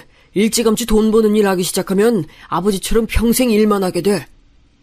아침에 일찍 일어나고 배달하고 오는 게 오히려 정신이 더 맑아져서 공부하기 더 좋아요. 저는 진심으로 그렇게 생각했습니다. 오히려 새벽에 일어나 찬바람을 쐬고 들어오면 정신이 번쩍 들어 등교하기 전까지 공부하기가 오히려 좋았습니다. 야, 다른 보급소는 신문 구독하면 라디오도 주고 선풍기도 준다던데 니네 아버지네는 왜 아무것도 안 줘? 어? 우리 아버지가 몇 년째 구독해서 보시는데 니네 아버지네는 너무 얄짤없다고 다음번에 다른 보급소로 바꾸신대. 꼭 별로 친하지도 않은 녀석들이 가끔 아버지의 보급소에 대해 괜한 시비를 걸어올 때도 있었는데 다음번엔 사은품 넣어줄 테니까 부모님께 꼭 연장하시라고 해. 알았지? 라며 저는 오히려 너스레를 떨었습니다. 그런 제 자신감 있는 모습을 아이들은 오히려 더 좋아했어요. 그래서 저는 고등학교 3년 내내 반장을 도맡아 했고 전교회장 후보까지 오르기도 했습니다. 마지막까지 접전을 펼치다 몇 표 차이로 아깝게 부회장이 되긴 했지만 그 정도만으로도 저는 스스로 대단하다고 생각했고 부모님과 할아버지, 할머니께서도 자랑스러워 하셨어요. 저는 성적도 나쁘지 않아 수능을 보고 난 뒤 담임 선생님께서는 저를 불러 서울에 있는 대학을 추천하셨습니다. 수능 점수도 모의고사 때보다 잘 나왔고 학년 내내 반장에다가 전교 부회장까지 했으니 충분할 거야. 내가 따로 추천서 써줄게. 저는 서울까지 갈 생각은 없어서요. 저도 욕심이 아예 없는 것은 아니었지만 고향을 떠나고 싶진 않았습니다. 부모님과 조부모님 그리고 누나가 있는 이곳에 저도 함께 있고 싶었죠. 사내가 됐으면 더 큰 물에 나가 큰 인물이 될 생각을 해야지. 이 좁은 곳에 고여만 있으려고 하면 안 돼. 아버지는 지금까지 한 번도 본 적 없었던 얼굴로 남자가 그런 배포로 뭘 할 수 있겠냐 화를 내셨습니다. 저는 많이 놀라고 당황했지만 단 한 번도 부모님의 뜻을 거스른 적 없었고 앞으로도 그래야 한다고 생각했으니 부모님과 선생님 말대로 서울에 있는 대학에 원서라도 내보자 싶었죠. 떨어지면 떨어지는 대로 이곳을 떠나지 않아도 되니 저는 오히려 좋을 것 같았죠. 그런데 제 의지와는 다르게 떡하니 서울에 있는 4년제 대학에 붙어버리고 말았습니다. 저는 아직 부모님 그늘을 벗어나 단 한 번도 가본 적 없는 서울에서 지낼 자신이 없었습니다. 그래도 배포가 넓어야만 하는 게 남자였으니 결코 겉으로는 겁이 난다는 사실을 드러낼 수 없었습니다. 저는 입학을 몇 주 앞두고 아버지와 서울에 올라와 집을 구하러 돌아다녔습니다. 남자가 월세는 무슨 월세? 남한테 돈까지 주면서 살아버릇하면 절대 돈 못 모아. 무조건 돈 생기는 족족 모아서 서울에 집부터 사야지. 알았냐? 예, 아버지. 그리고 다른 건 신경 쓰지 말고 공부해서 무조건 좋은 회사에 들어갈 궁리부터 해. 괜히 돈 걱정한다고 아르바이트 같은 거 할 생각 말고. 돈 걱정, 집안 걱정은 절대 하지 말라고 하시며 당신들도 절대 내 자식 기죽게 안 할 테니 공부만 열심히 해서 하루라도 빨리 좋은 회사에 취직부터 하라며 몇 번씩 당부를 하셨습니다. 그렇게 저는 처음으로 혼자 지낼 수 있는 공간이 생겼어요. 작은 방 하나에 주방, 작은 욕실이 달린 빌라였지만 그래도 지은 지 얼마 되지 않은 새 집이라 마음에 들었습니다. 본가에 있을 때는 없었던 침대도 사고 깨끗한 새 책상도 샀습니다. 그리고 평소 갖고 싶었던 최신 컴퓨터도 샀죠. 당시 할아버지가 지병으로 돌아가셨는데 돌아가시기 전까지 계속 병원에 계셨으니 부모님께서 병원비로 은행에 빚까지 지셨다는 이야기를 누나에게 들어 알고 있었습니다. 부모님의 노고를 누구보다 잘 알고 있었던 저는 즐거운 대학생활보다는 목표를 위해서만 달리며 영장이 나오자마자 바로 입대를 냈고 제대를 하자마자 곧바로 복학했습니다. 제게는 시간이 부족했으니까요. 제가 좋아하는 관심사나 하고 싶은 것, 연애 이런 것에 신경 쓰며 여유를 부릴 시간은 단 하루도 없었죠. 하루라도 빨리 졸업을 해야 했으니까요. 방학 때마다 본가에 내려가면 누나가 임용고시에 또 떨어졌다며 항상 집안 분위기는 좋지 않았습니다. 누나는 몇 푼 되지 않는 월급을 받으며 작은 학원에서 일을 하고 있었으니 저라도 빨리 취직을 해야 한다고 생각했죠. 저는 졸업을 한 학기 남겨두고 지원할 수 있는 기업이란 기업엔 다 지원을 했습니다. 매일매일이 면접 준비와 면접의 연속이었죠. 서울에 올라와 보았던 삐까뻔쩍한 건물들을 볼 때마다 저는 서울에서 대학만 나오면 제가 원하는 회사에 척척 입사할 수 있을 거라 생각했습니다. 그런데 그 벽이 이렇게 높고 넘기 어려울 거라고는 생각지도 못했어요. 합격 발표난 것은 아직도 없어? 어머니는 넌지시 물으셨습니다. 아무래도 아버지께서 매일같이 제게 전화해보라 성하실 게 뻔했으니까요. 네, 아직. 아이고, 우리 아들 마음고생 많겠네. 아버지는 학교 졸업하면 서울에 뭐하러 더 있냐고 성하신데 큰일이다. 그랬죠. 본가가 서울도 아닌데 더 이상 대학생도 아니고 그렇다고 직장인도 아닌데 전셋집을 깔고 이곳에 있어봐야 부모님께는 득이 될 게 없었습니다. 네, 몇 군데 더 남았으니까 더 노력해 볼게요. 할 말은 그것뿐이었습니다. 다른 말을 할 말도 없었죠. 이제는 회사 이름이며 뭘 하는 회사인지는 중요하지 않았습니다. 아버지가 이름만 아는 곳이라면 어디든 붙어야 한다 생각했죠. 역시 사람은 벼랑 끝까지 서봐야 간절함이 배가 되는 것일까요? 그 간절함이 통했는지 드디어 처음으로 최종 합격 문자를 받았습니다. 제가 원하던 회사는 아니었지만 그래도 아버지께서 들으면 잘 아실 만한 회사였어요. 저는 뛸 듯이 기뻤습니다. 그렇게 아버지가 큰맘 먹고 사주신 양복을 입고 저는 출근했습니다. 그토록 원했던 회사였지만 역시나 쉽지만은 않았습니다. 대학을 다닐 때와는 하늘과 땅 차이였죠. 지금까지 공부해온 것들은 아무짝에도 쓸모가 없었습니다. 하루 종일 상사들의 뒤치다꺼리를 하느라 식사를 거르는 일도 많았고 이런저런 핑계를 댈 수 있는 여자 직원들과는 달리 남자 신입 사원은 상사들과의 술자리와 접대자리에는 절대 빠질 수 없었으니까요. 그러던 어느 날이었어요. 고생했어요. 집이 어디예요? 선임이 먼저 고생했다며 제 존재에 대해 알아주고 먼저 무엇인가 물어봐준 것은 입사 이후 처음 있는 일이었습니다. 그 선임은 회사에서도 일 잘하기로 소문난 여자 상사였는데 저보다 딱 1년 먼저 들어왔다는데도 선임들 사이에서 모두가 입이 마르게 칭찬할 만큼 회사에서는 능력자로 통했죠. 외모도 훌륭한데 명문대 출신이었고 들고 다니고 입는 것마다 모두 다 명품에 고등학교도 강남 8학군에서 나왔다며 소문만 무성했었는데 직접 마주친 것은 처음이었습니다. 마침 가는 방향이 같아 능력자 선배와 저는 함께 택시를 탔죠. 나 신입 때는 술자리는 거의 없었는데 올해는 되게 자주 생기네요. 아, 그런 거예요? 저는 회사원들은 원래 다 이렇게 매일 마셔대는 줄 알았어요. 별말하지 않았는데 선임은 뭐가 그렇게 재밌는지 제 말에 빵 터져서는 자꾸 웃더라고요. 저는 제가 뭘 실수했나 싶어 물었는데 선임은 본인도 회사원이면서 회사원이라고 말하는 게 너무 웃기다며 웃음을 멈추질 않았습니다. 저는 머쓱해서 괜히 머리만 긁적거렸죠. 그러고는 어느 학교를 나왔는지 회사 생활은 어떤지 동기 중 누구와 제일 친한지 쉬지 않고 제게 질문을 하더라고요. 다른 선임이 그랬다면 왠지 불편했을 수도 있었을 것 같았는데 능력자 선배는 굉장히 자연스럽게 편하게 얘기를 이끌어주어서 뭔가 전부터 알던 친구와 얘기를 나누는 것 같았습니다. 나이도 동갑인데 둘이 있을 땐 우리 편하게 지내요. 친구처럼. 능력자 선배도 저와 같은 마음이었는지 먼저 친하게 지내자 얘기를 해주더라고요. 저야 당연히 싫지 않았죠. 회사 내에서 퀸카로 유명한 여자 선임과 사적으로 친구라니요. 제가 좀 앞서가는 것일 수도 있었지만 어쩐지 능력자 선배의 질문들에 나름 제가 잘 대답을 했나 싶어 약간 우쭐해지기도 했습니다. 그러다 결정적으로 능력자 선배와 아주 가까워진 계기가 있었습니다. 회사 내에 체육대회가 있어서 함께 준비물과 도시락 예약을 하기 위해 함께 외출을 나간 적이 있었는데 도시락 가게와 사무용품들이 즐비한 골목을 돌아다니며 함께 다니다 보니 이상하게도 묘한 기분이 들었습니다. 선임은 회사 일인데도 조금이라도 아껴보겠다고 가격 흥정을 했고 그게 잘 통하지 않을 때면 덤이라도 하나 더 얻으려 사장님들과 실랑이를 했습니다. 저는 그 모습이 이상하게 전혀 불편하지 않더라고요. 오히려 적당한 선을 지키면서 상대방의 기분까지 좋게 해준다고 할까요? 저는 자꾸만 선임의 그런 모습들에 시선이 끌렸고 가슴이 술렁였습니다. 그 나이까지도 모태솔로나 다름없었던 저는 처음 느껴지는 감정과 떨림에 심하게 동요하기 시작했습니다. 제 마음을 의식하기 시작하자 감정은 걷잡을 수도 없이 커져버렸고 점심을 함께 먹는 내내 제 앞에 마주 앉은 선임의 얼굴을 똑바로 쳐다볼 수조차 없더군요. 너무 떨려서요. 그런데 그때 선임의 휴대폰으로 누군가에게 전화가 걸려왔는데 왠지 급한 일인 것 같았습니다. 왜요? 회사에 무슨 일 생겼어요? 회사는 아니고 어머니께서 갑자기 쓰러지셔서 응급실이라고.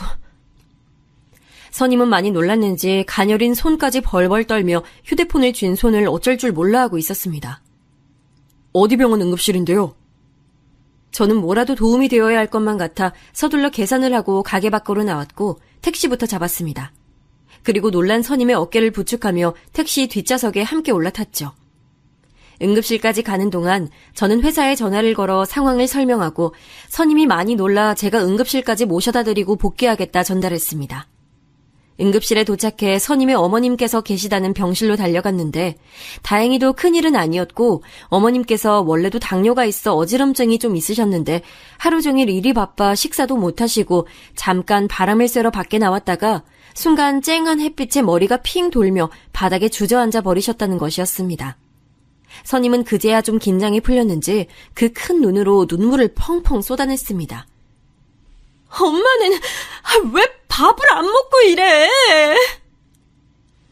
어머니의 품에 안겨 제발 건강 좀 챙기라며 울먹이는 선임의 모습이 안쓰러우면서도 어머니를 걱정하는 모습이 예뻐 보였습니다. 그때 깨달았죠. 제가 우리 회사 킨카인 능력자 선배에게 빠져도 아주 단단히 빠졌다는 사실을요. 그래도 저만 하시길 다행이네요. 그러게요. 오늘 너무 고마웠어요. 아까 식당에서 나 혼자 있었음 아무것도 못하고 울고만 있었을 거예요.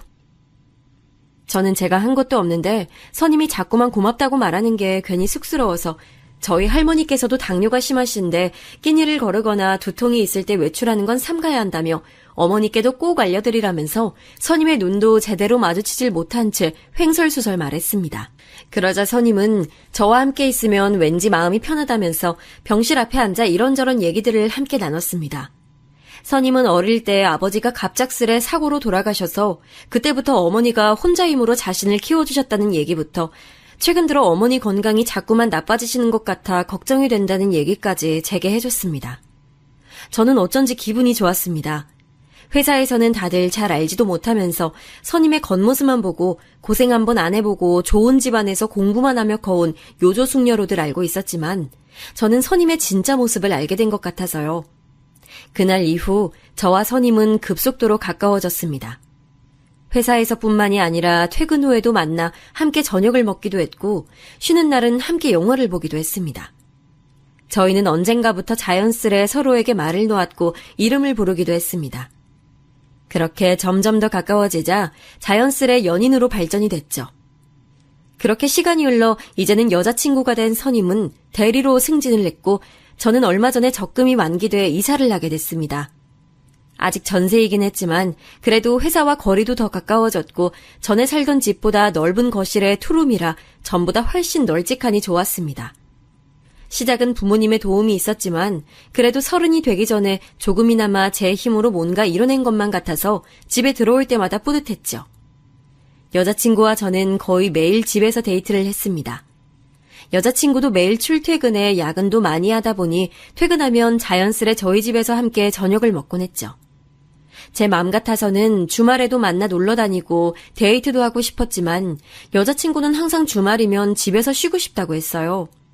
그리고 여자친구의 어머니께서 워낙 혼자 계신 걸 싫어하신다며 주말에는 항상 어머니와 함께 있어드리려고 하는 것 같더라고요.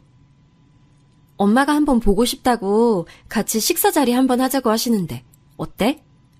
너무 좋지. 내가 어머니 맛있는 거 대접할게. 아니야.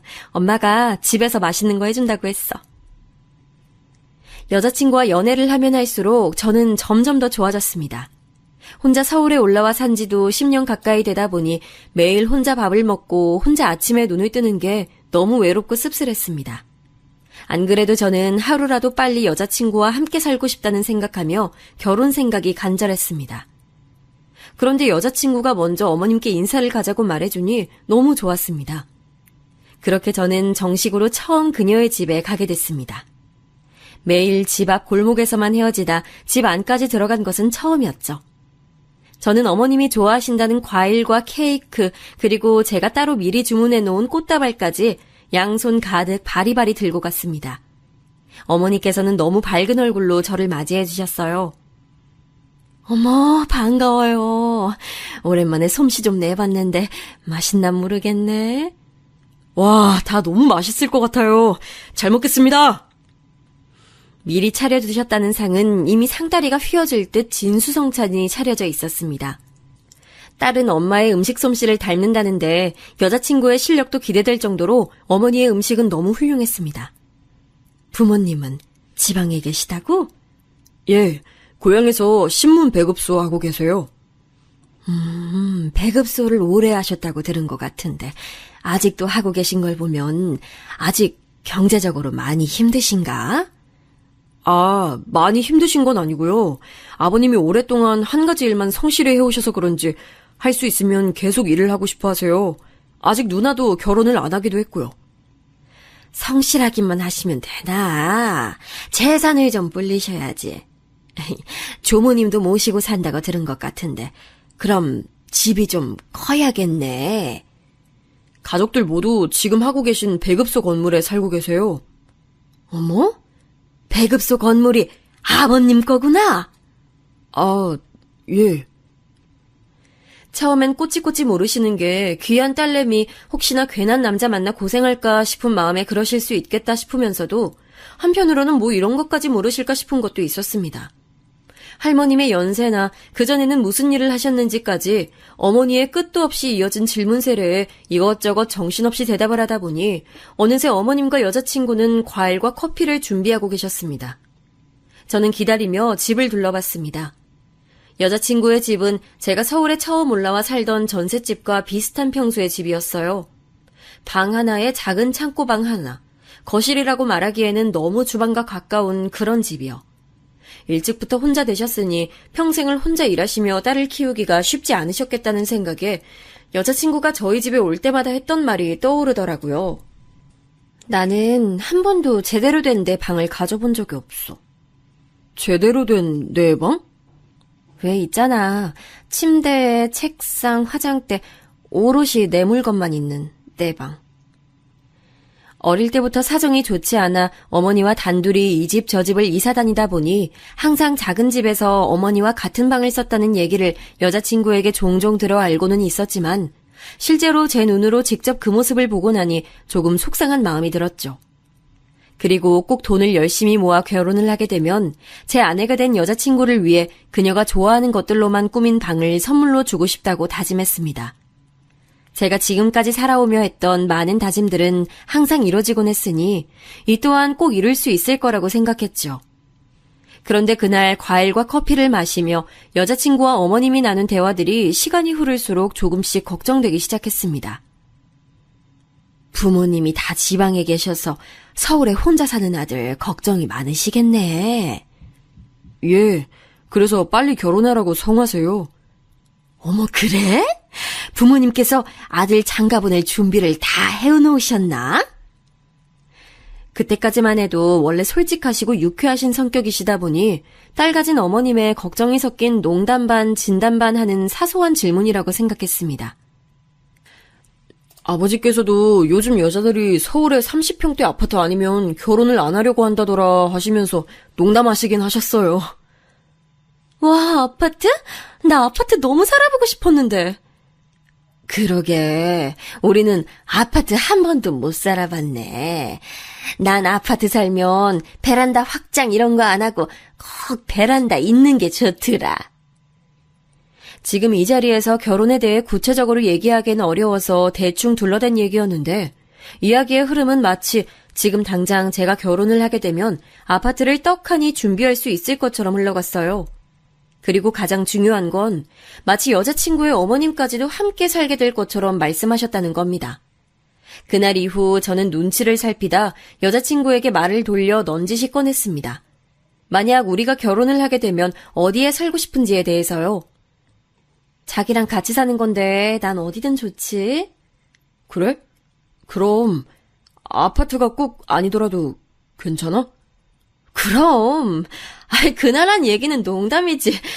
우리 자기 부담 가졌구나.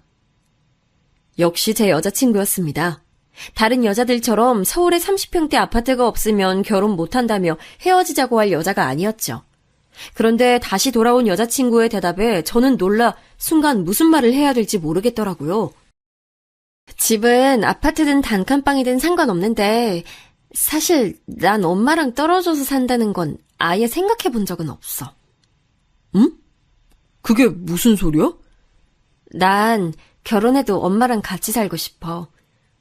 아무리 그래도 결혼하면 당연히 독립해서 나와야지. 엄마는 나 없으면 많이 외로워하실 거야. 이 이야기는 도대체 무슨 뜻일까요? 30이 다 된 성인이 어머니와 떨어져서 산다는 걸 생각해 본 적이 없다니 말입니다. 저는 여자친구가 들어도 기분이 나쁘지 않을 말들을 골라 계속해서 생각해봤지만 도저히 떠오르질 않았습니다. 그날도 결국 속 시원한 얘기는 나누지 못한 채 마음이 찝찝한 상태로 돌아왔죠.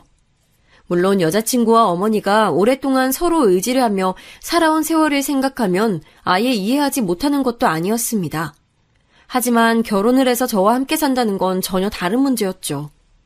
처가살이도 생각해 본 적이 없는데 제가 모시고 산다니 말입니다. 오랜만에 만난 대학 때 친구들에게 고민 비슷하게 말을 꺼냈는데 다들 노발대발 난리들이더군요. 이미 결혼을 한 친구들은 더 난리였습니다. 시집살이는 옛말이고 요즘은 장모님들이 아이를 봐주시는 일이 많다 보니 자주 서로의 집을 왕래하는 일이 많아지면서 장서 갈등이라는 말이 나올 정도로 심각한데, 심지어 결혼함과 동시에 장모를 모시고 산다는 건 아주 신중히 생각해봐야 할 문제라고요. 듣고 보니 단순히 생각할 문제는 아니었습니다. 그리고 가장 중요한 건 저희 부모님께서 허락할 리 없는 문제였죠. 하지만 제가 너무도 사랑하는 여자친구에게 이런 제 마음을 어떻게 전달해야 할지 도무지 떠오르질 않았습니다. 그러던 와중에 할머니가 돌아가시게 되어 고향에 내려가게 됐는데, 여자친구가 자신도 함께 내려가 도울 일이 있으면 돕겠다며 함께 가자고 하더라고요. 제 여자친구였지만 정말 천사나 다름없었습니다. 어떤 여자가 결혼도 하기 전에 그 먼 시골까지 내려가 어른들만 잔뜩 계신 곳에 가고 싶겠어요. 역시 제가 살아가는 사람이다 싶었죠. 할머니의 장례로 며칠 동안 정신이 없었는데도 저희 부모님께서는 처음 만난 제 여자친구가 마음에 드셨는지 슬픈 와중에도 여자친구를 챙기는데 여념이 없으셨습니다. 할머니도 보셨으면 너무 좋아하셨을 텐데. 엄마는 그렇게 시집살이를 하고도 할머니 돌아가신 게 슬퍼? 얘는? 당연하지. 너 행여나 아버지 앞에서 그런 소리 말어. 제 여자친구를 만나서 기쁜 마음이 크면서도 어머니는 할머니께 그 모습을 보여드리지 못해 아쉬워하셨는데, 누나는 그런 어머니의 모습마저 마음에 들지 않았는지 돌아가신 할머니 영정 사진이 바로 눈앞에 버젓이 있는 앞에서도 투덜거렸습니다. 제가 좀 더 빨리 인사드리러 올 걸 그랬나 봐요. 저도 할머니 꼭 뵙고 싶었는데. 아이고, 얼굴만 예쁜 게 아니라 말도 예쁘게 하네. 제 여자친구는 정말이지 부족한 점이라고는 없는 여자였습니다. 그 좋은 대학에 좋은 직장까지 다니려면 내내 공부만 해도 시간이 모자랐을 텐데 어쩜 그렇게 나이도 어린 아가씨가 눈치도 빠르고 손도 야물딱지냐며 저희가 서울로 올라오고 나서도 저희 부모님께서는 입이 마르게 여자친구를 칭찬하셨습니다. 서울 깍쟁이라는 말도 다 틀린 말인가 보다. 그렇게 예쁘고 싹싹한 아가씨 절대 놓치면 안 돼. 결혼 비용 때문에 미루는 거면 걱정하지 말고 빨리 날짜부터 잡어. 아버지는 마음이 급하셨는지 집 사는 데 필요한 돈은 어떻게든 도와줄 테니 후딱 식부터 올리라며 성하셨습니다. 아버지 말씀이 맞았습니다. 이런저런 고민이 있다고 해도 세상에 하나뿐인 제 사랑스러운 여자친구를 놓칠 순 없었죠. 뒷일이 어떻게 되든 한번 밀어붙여보자 싶었습니다. 저는 굳게 마음을 먹고 여자친구에게 프로포즈를 했습니다. 여자친구가 평소 좋아하던 식당을 빌려 노래도 부르고 미리 준비해둔 반지도 꺼내 손가락에 끼워주었죠. 프로포즈가 끝나고 감동의 여파가 아직 가라앉지 않은 분위기 속에 저는 달콤한 디저트를 먹으며 여자친구와 결혼에 대해 진지한 대화를 나눠봐야겠다고 생각했습니다. 저는 부모님께서 여자친구를 너무 마음에 들어 하신다는 말로 천천히 운을 뗐습니다. 그리고 할머니께서 돌아가시면서 아버지에게 남겨주신 땅과 재산이 조금 있어서 만약 우리가 결혼을 한다면 아버지께서 지금 당장 그 재산들을 정리해 서울의 30평대까지는 아니어도 작은 아파트 정도는 사줄 수 있다고 하셨다고 했습니다. 그러자 여자친구는 제게 와락 안기며 저희 부모님께서 능력자라며 엄지손가락을 축혀 올리더니 어떻게 서울에 아파트까지 사주실 수 있냐고 엄청 좋아하더라고요. 우리 엄마도 너무 좋아하시겠다. 그건 그렇고 사실은 나 그거에 대해 물어보고 싶었는데. 응? 뭔데? 물어봐. 자기 어머님 말인데 혹시 우리가 결혼해서 자기가 나오게 되면 혼자 살기 힘드실까? 제 질문에 여자친구는 잠시 아무 말도 없이 가만히 저를 바라봤습니다. 그 잠깐의 정적이 흐르는 동안 저도 수많은 생각들이 스쳐 지나갔죠. 우리 엄마 조리원에서 3교대 근무라 새벽까지 나가시기도 하고 매일 아기 안고 일하시다 보니까 몸도 성한 데가 없어. 알지. 난 우리 엄마 일도 다 그만두고 내가 번 돈으로 호강하면서 나랑 오랫동안 같이 사는 게 꿈이야. 아, 그게 꿈이라고? 자기는 우리 엄마랑 같이 살기 싫구나. 아, 싫다기보다 그런 생각은 아직 해본 적이 없어서. 자기 어머님도 지금까지 시부모님 다 모시고 살았다며. 왜? 자기는 여자는 시부모님 모시는 건 당연하고 남자는 좀 그러면 안 된다고 생각하는 거야? 아니, 난 그런 게 아니라. 자신 때문에 평생을 희생하시며 사신 어머님을 버리고 자신만 좋은 집에서 행복하게 살 자신이 없다며 울먹이는 여자친구에게 저는 절대 버리는 게 아니다. 어머님 댁에서 멀지 않은 곳에 신혼집을 구하겠다고까지 얘기했지만 여자친구는 차라리 그럴 바에야 결혼을 하지 않는 게 더 낫답니다. 저에겐 정말이지 청천벽력 같은 소리였죠. 그 부분은 나도 부모님께 말씀드려봐야 할 것 같아. 정말? 그럼 이번 주말에 나랑 같이 내려갈까? 여자친구는 자신이 저희 부모님께 잘 말씀드리겠다고 함께 내려오겠다고 했지만 저는 그러고 싶지 않았습니다. 제 여자친구 앞에서는 당연히 저희 부모님께서도 솔직하게 말하지는 못하실 테니까요. 예비 장모님을 모시고 사는 걸 만약 부모님께서 반대하신다면 저는 어떻게든 설득해야 했으니 혼자 내려오는 것이 맞는다고 생각했습니다. 네 엄마가 평생을 시부모 모시고 사는 거 보니까 그게 좋아 보였니? 네가 처가살이를 하게? 저의 예상대로 부모님께서는 놀라 버럭 무슨 소리냐며 화부터 내셨습니다. 저희 누나는 어이가 없다는 듯 실소를 터뜨렸죠. 순간 저는 제가 죄인이 된 것만 같았습니다. 그런 부모님의 마음을 이해하지 못할 리 없었지만 하지만 어쩌겠습니까? 여자친구와 결혼을 못한다고 생각하면 눈앞이 깜깜해지는걸요. 그래서 저는 말을 좀 보태기로 했습니다. 여자친구 어머님이 좀 아프셔. 당뇨가 있으시긴 했지만 오랫동안 조리원에서 일하실 만큼 누군가의 도움이 필요하신 정도의 건강 상태는 분명 아니었습니다. 하지만 저에게도 뭔가 명분이 필요한 것 같아 가족들 앞에서는 거짓말을 하고야 말았죠.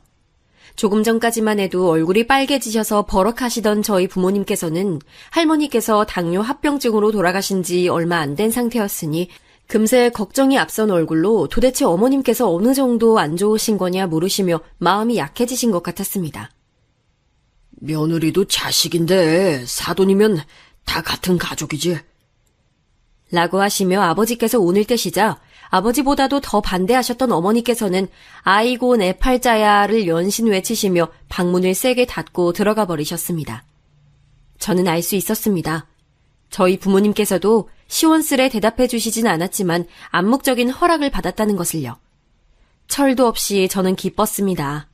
한편으로는 앞으로 제가 이 큰일을 잘 감당할 수 있을까 걱정이 되기도 했지만요. 저와 여자친구는 우여곡절 끝에 결혼식을 올리게 됐습니다. 결혼식 날짜와 식장을 잡고 나니 정말 제가 결혼을 하는구나 실감이 나더군요. 그리고 저는 여자친구와 함께 회사에서 멀지 않은 곳에 아파트를 구하러 다녔습니다. 아무리 새 식구 살 집이라고 해도 장모님과 살게 되면 그래도 최소 20평대 평수는 돼야 할 것 같아 알아봤는데 알고는 있었지만 아파트 값이 장난이 아니더라고요. 지금 제가 살고 있는 전세금을 빼도 최소 3억 이상은 아버지에게 도움을 청해야 했죠. 그런 제 마음을 아는지 모르는지 여자친구는 집을 보러 다닐 때마다 엄마가 무조건 남향이어야 한다고 했다. 확장형은 안 된다. 베란다는 무조건 있어야 한다 등등 우리 신혼집을 구하는데 자꾸만 마치 어머니의 마음에 들어야 하는 시험지처럼 집을 골랐습니다. 집도 집이었지만 가장 이해가 되지 않았던 건 바로 결혼 비용에 관한 것이었습니다. 집을 계약하고 가구와 가전제품들을 보러 다녔는데 집을 고를 때는 그렇게 까다로웠던 여자친구와 예비 장모님은 무조건 저렴한 제품들로만 고르려고 했습니다. 어차피 아이가 태어나면 다 망가진다는 게 이유였죠. 저는 뭔가 이상해 결혼 비용으로 생각하는 금액이 어느 정도인지 모아놓은 돈은 어느 정도인지 물었습니다. 이제 곧 부부가 될 사이이니 그 정도는 알아야겠다고 생각했죠. 그런데 지금까지 직장 생활을 하는 동안 여자친구 연봉이 저보다 항상 더 높았고 직장 생활도 더 오래 했는데도 생각보다 모아놓은 돈이 너무 적더라고요. 저는 직장을 다니며 오롯이 모은 돈으로 전세금까지 2배로 올려 이사를 했는데 아내가 결혼 준비를 하겠다고 제시한 금액은 그 금액의 절반밖에 되지 않았습니다. 저는 그때까지만 해도 여자친구네가 집안 사정이 많이 안 좋았으니 학자금이나 제가 모르는 빚을 갚는 데 썼겠다 싶기도 했죠. 그런데 결혼식을 올리고 살림을 합치고 보니 그 이유를 바로 알 수 있었습니다. 신혼여행에 다녀와 집안 정리를 하다 보니 말도 안 되게 많은 명품 가방과 신발, 옷들이 가득했습니다. 물론 아내가 연애 때에도 옷이나 가방에 관심이 많다는 거야 알고 있었죠. 그런데 어머니가 가지고 계신 것들까지 합치니 방 하나가 가득 찼습니다. 저야 명품 같은 건 잘 몰랐지만 저 같은 사람이 언뜻 보기에도 다 고가의 물건 같았습니다. 와, 이거 다 명품이야? 우리 엄마 모임 많은 거 알잖아.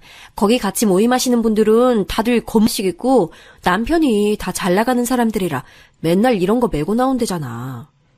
그래서 자기가 다 사드린 거야? 내가 사드린 것도 있고 여행 갔다 오면서 가짜도 많이 사드렸어. 아무리 저 많은 것 중에 가짜가 있다곤 해도 얼핏 개수만 세어보아도 저 돈이면 전에 살던 집에서 방 하나는 더 있는 집에 살 수도 있겠다 싶더군요.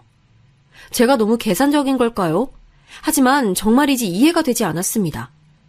결혼을 하고 모든 게 현실이 되자 이해가 되지 않는 것들은 한두 가지가 아니었습니다.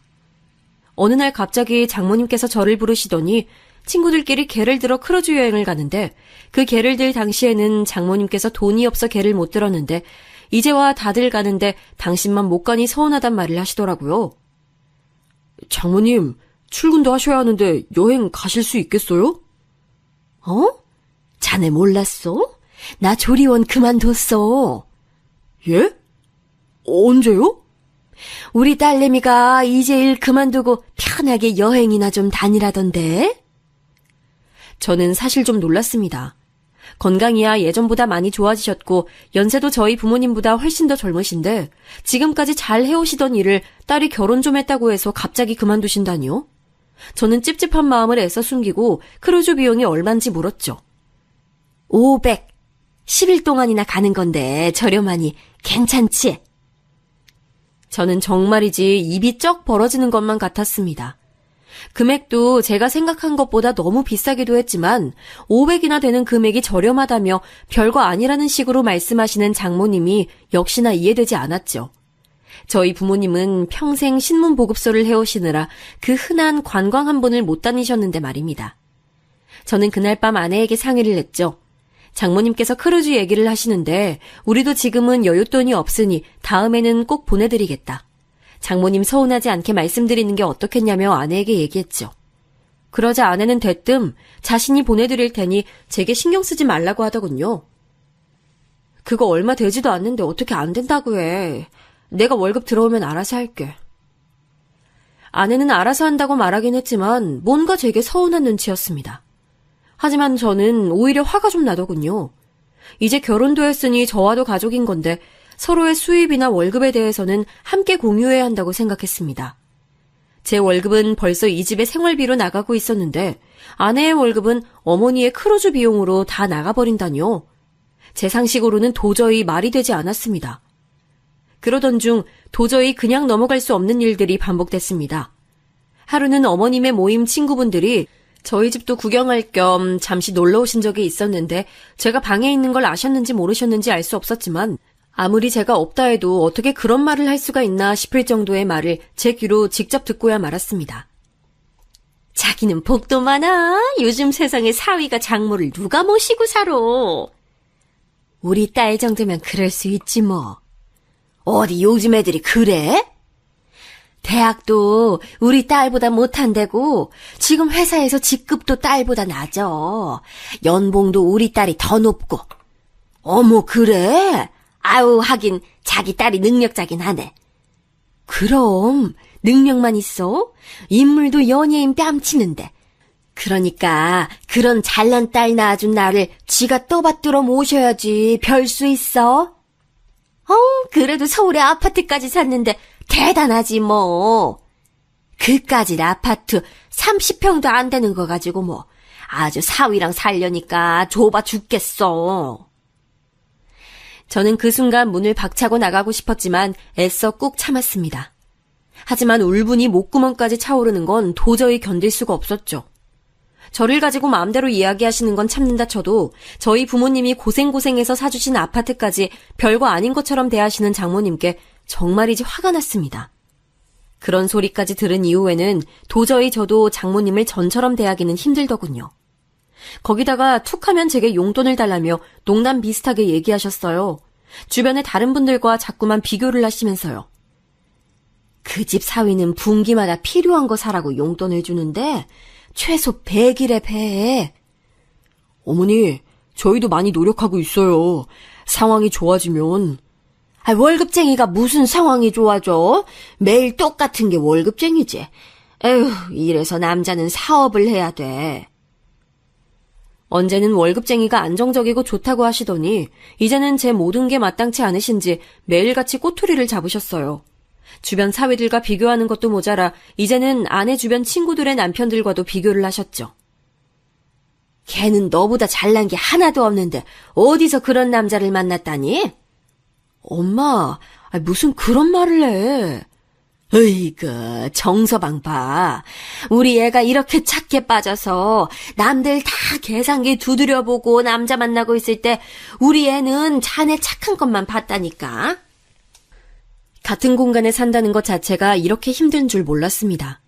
처음에는 제 눈치라도 좀 보시는 것 같더니만 시간이 좀 흐르자 할 말 안 할 말까지 구분할 줄 모르시더라고요. 하지만 사람 사는 게 어디 다 제 마음 같은가요? 아내와 저에게도 꿈만 같던 아이가 생기자 다른 것들은 생각할 겨를도 없이 행복하기만 하더군요. 제게는 때론 얄밉기도 한 장모님이기야 했지만 당신의 딸에게만큼은 언제나 진심인 분이셨죠. 입덧으로 아무것도 먹지도 제대로 자지도 못하는 딸을 위해 매일같이 직접 만든 음식에 매일 야근으로 바쁜 저를 대신해서 병원에도 같이 가주시고 매일 밤마다 마사지도 해주시더라고요. 그러다 안타깝게도 10주를 채 넘기지 못하고 아이를 먼저 보내게 됐는데 저는 도저히 회사에 출근할 엄두도 나질 않아 한 달을 넘게 무급휴가 신청을 냈습니다. 자네는 아무리 힘들어도 그렇지 가장이 돼서 자기 멋대로 무급휴가를 내는 게 말이 되나? 장모님, 저도 너무 힘들어요. 남자가 왜 그렇게 유약해? 아우, 도대체 내 딸은 뭐가 모자라서 자네 같은 남자랑 사는지 모르겠네. 언제나 제게만은 모진 말을 툭툭 내던지시는 장모님이시기야 했지만 그래도 아내는 그때 이후로 전보다 더 장모님을 많이 의지하고 있는 것처럼 보였어요. 저도 그 당시에는 제가 힘든 것만 생각하느라 아내를 위로하지 못했으니 잘못했다 싶어 제 마음이 어떻든 간에 어떻게든 아내와 잘 살아보자는 마음으로 참으며 살다 보니 어느새 결혼을 한 지 10년이 지나더군요. 그 사이 저희 누나도 결혼을 했고 아버지께서도 돌아가시고 저희 어머니께서도 고향에서 홀로 살고 계셨습니다. 누나가 그래도 어머니 댁 근처에 살고 있어서 마음은 조금 놓였지만 저는 자주 내려가지 못하는 상황이었으니 항상 죄송스러운 마음이 있었죠. 그러다 어머니께서 전부터 좋지 않으셨던 무릎 때문에 서울 병원에 다니게 되셨고 수술까지 하게 되셨습니다. 의사 선생님의 말로는 한 달 정도 거동이 불편할 수 있으니 푹 쉬셔야 한다는데 서울 병원을 오가는 건 누나가 다 도왔다지만 누나도 아직 어린 조카가 있어서 간병까지는 쉽지 않았어요. 그래서 저도 고민을 하다가 이번에는 아내에게 솔직하게 말했습니다. 한 달만 어머니를 좀 저희 집에서 모시고 싶다고요. 나도 아들 노릇은 한번 해봐야지. 정서방, 생각이 있어? 애가 일하랴 살림하랴 매일 고생하는 거 안쓰럽지도 않어? 근데 거기다가 대고 시어머니 수발을 들라고? 장모님, 저희 어머니 수발은 제가... 됐네! 다신 그 얘긴 꺼내지도 말어!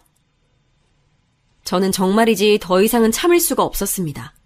아니, 이제는 참을 이유조차 없는 것만 같았죠. 나 참을 만큼 참았어. 더 이상은 나도 장모님이랑은 못 살겠어. 뭐야, 그럼 이제 와서 우리 엄마 내쫓으라는 거야? 해도 너무하시잖아. 딱 한 달만이라는데 그게 안 돼? 설마 지금 우리 엄마 버리고 오빠 어머니 모시고 싶어서 이래? 그런 말 아닌 거 알잖아. 그리고 명색이 이 집 우리 어머니가 사주신 거잖아. 내가 장모님을 10년을 모셨는데 우리 엄마는 한 달도 같이 못 지낸다는 게 말이 된다고 생각해? 와, 자기 생색 장난 아니다. 그리고 나랑 결혼만 하면 아버지께서 사주신다고 하신 거잖아. 내가 너무 마음에 들고 놓치기 싫으니까 그러면 내 지분도 있는 거지. 정말이지 제가 사랑했던 그 여자가 맞는 건가 싶었습니다. 딸은 엄마를 닮는다는데 정말 아내도 장모님을 닮아가는 걸까요? 저는 덜컥 겁이 났습니다. 평생 이렇게 살 것만 같아서요. 정말 나도 지쳤어. 못 참아주겠다. 뭐? 우리 이혼하자. 이혼하자는 제 말 한마디에 눈물을 터뜨린 아내의 소리에 역시나 방으로 쫓아오신 장모님은 제게 별의별 욕을 퍼부어대셨습니다. 저는 정말이지 미운 정마저도 다 떨어졌는데 화도 나질 않더군요. 그때 알았습니다. 더 이상 이렇게는 살 수 없다. 저는 목소리에 힘을 실어 장모님과 아내에게 차분하게 나가달라고 말했습니다. 제 말에 순순히 나갈 사람들이 아니었으니 저도 강하게 해야겠다 싶어 다음날 도어락 비번을 바꿔버렸죠. 그리고 이혼 서류도 아내의 사무실로 보냈습니다. 그러자 아내가 울며불며 제게 사정을 하더라고요. 지금 당장 돈도 한 푼도 없어 나갈 수도 없다고요. 어머님이랑은 절대 떨어져서 못 산다며. 잘난 당신 엄마랑 예전처럼 그 다 허물어져가는 월세집으로 돌아가면 되겠네. 제 선언에 아내도 그제야 실감이 나는지 똥줄이 타는 듯 보였습니다. 그날 저녁 문을 열어달라는 아내의 성화에 못 이겨 문을 열자 웬 아주머니와 찾아온 장모님의 행동은 정말이지 저 혼자만 보기엔 아까웠습니다. 아니, 이게 얼마짜린데 이걸 그거밖에 안 쳐줘? 좀 더 쳐줘. 알고 보니 장모님과 함께 온 사람들은 중고 명품을 사들이는 사람이었습니다. 이거 가짜잖아. 이런 거 팔다 걸리면 쇠고랑이야. 아유, 미치겠네. 이거 해봐야 월세방이나 없겠어? 이게 다 엄마 때문이잖아. 그러니까 엄마, 딸 이혼녀 만들기 싫으면 빨리 정서방한테 가서 빌어, 엄마. 빌긴 내가 왜 빌어? 네가 그 깡시골까지 따라가 봤더니 가족들이 다 순진하고 맹한 게 호구 잡기 딱이라며. 아, 이게 호구 맞아? 엄마가 촌구석 애들이 오히려 돈도 제법 있고 순진하다며. 이 두 사람의 실체를 차라리 몰랐으면 나았을까요? 정말이지 제가 지난 10년간 얼마나 바보짓을 하고 있었는지 알고 나니 기가 막히더라고요. 제 아내는 처음부터 제가 순진한 촌에서 자라 아무것도 모르는 시골 부모님의 경제적인 지원을 받고 있어 접근한 것이었습니다. 아이, 정서방, 뭘 그렇게까지 해? 정서방? 소름 끼치니까 다신 그렇게 부르지 마요. 우리가 10년이나 같이 산 세월이 있잖아. 10년? 말 잘했네. 처음부터 순진한 나랑 아무것도 모르는 우리 부모님 이용해서 당신들 팔자 고칠 생각으로 접근한 거 내가 다 정리해서 고소할 거니까 그렇게 알고 있어. 고소? 하, 우리가 뭘 어쨌다고 고소를 해? 내 명의로 된 집에서 10년 동안 무전 취식한 거, 내 월급으로 매일같이 둘이 명품 사고 여행 다닌 것만 해도 증거가 수두룩이야. 무전 취식? 자네 말 다 했나? 앞으로는 당신들하고 한마디도 안 해. 앞으로는 내 변호사랑 얘기하게 될 거야. 저는 통쾌하면서도 정말이지 씁쓸했습니다. 장모님의 말대로 제가 이런 사람들과 자그마치 10년을 살았다니요. 아주 오랫동안 생각한 적 없었지만 알고 보니 저희 어머님도 아파트에서는 살아본 적이 없으셨습니다. 명품백도 가져본 적 없으셨죠. 이제 더는 미련도 미움도 없었습니다. 앞으로 남은 시간은 이 집에서 저희 어머님과 행복하게 살아볼 거니까요.